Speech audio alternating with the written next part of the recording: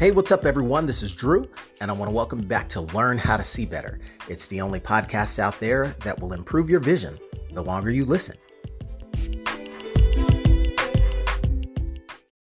So I've been subscribed to a publication that's pretty widely known out there. It's called Success Magazine.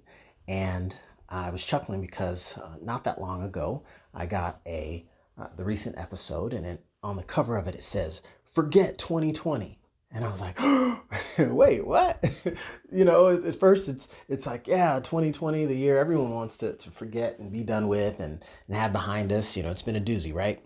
But when I read it, it was already December, and I was thinking like, wait, yeah, I get that. But at the same time, it's kind of like, I don't know if I say that's for everybody, because truth told, some of us aren't done with this year yet. And to just kind of hang it up and write the 12th month of the year off the calendar and call it a wash is, in my opinion, a bad call. And let me tell you why.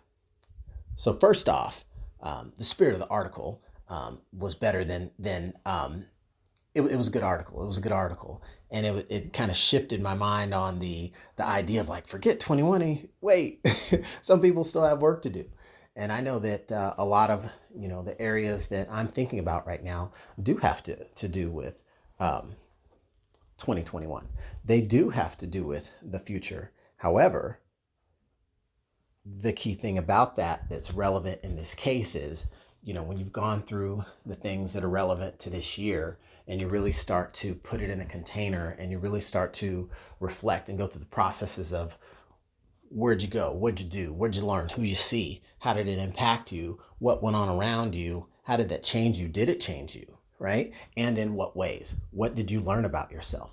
These are some of those things that before you forget 2020, in my mind, you've got to make sure you knock out to get ready for 2021.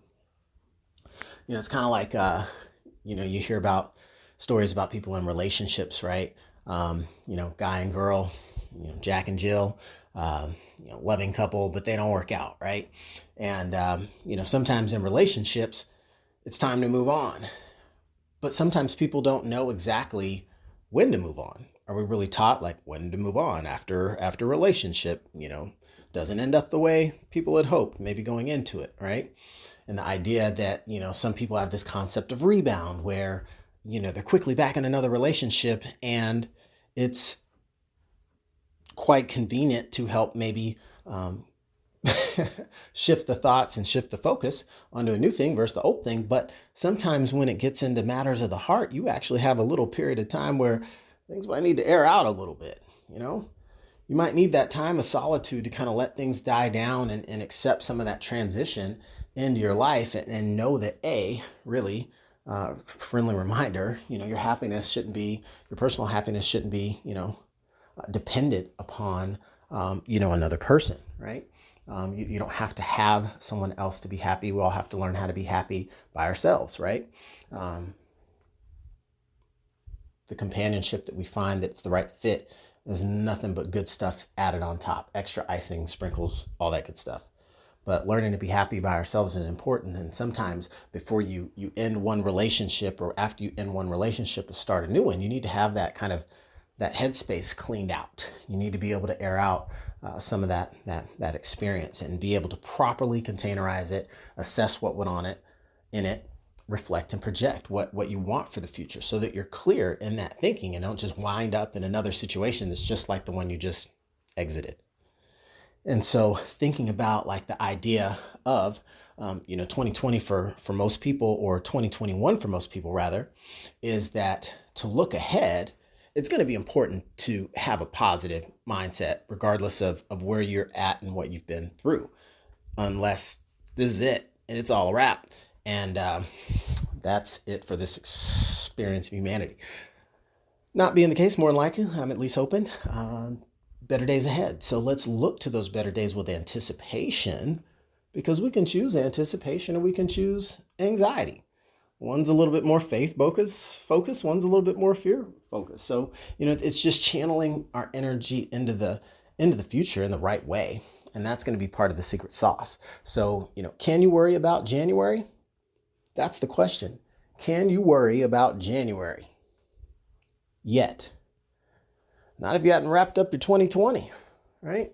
So, we need to come to grips with any unit of time, any chapter of life, any season of life, and make sure, even if we're still going through it, that we are aware of where we are, and that really,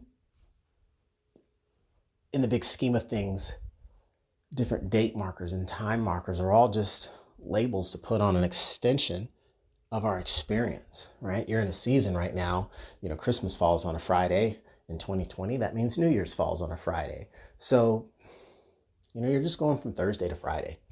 For a lot of people, it's just Thursday to Friday, the 31st to the 1st, old month to new month, right? So can you worry about January?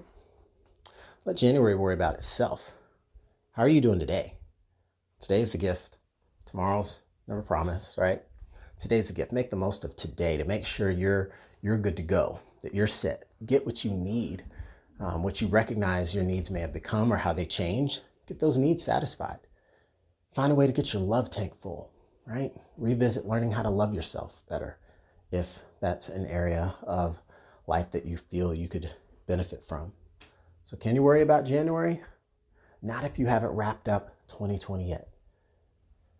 And come to grips with how everything is, how you're doing, and how you can make things better if you need to make them better, and who you need to make them better with, right? I can't wait to see everybody have a very successful, thriving, healthy 2021, and I look forward to hearing all those success stories. But I encourage everyone to make sure we take from 2020, that we get from 2020 all of the positive that comes from a better understanding of who we are as individuals and what means the most to us in our world, right? And that'll help us with better planning, helps us develop a better vision as we look forward and how we want to navigate the experiences of our lives in the arenas of health, wealth, and relationships. So I'm not worried about January. Can you worry about January? I wouldn't worry about January until you got your December wrapped up. But this is a motivational message to everybody to continue wrapping it up, so to speak, and focusing on the good things, the best things, the blessings that we've gained in 2020, and the best of those experiences that are our preparation for the year ahead and will help set us up for success. So that's what I've got for you today. Can't wait to catch you on a future episode. Thank you all for joining me today. It's Drew Davis signing off.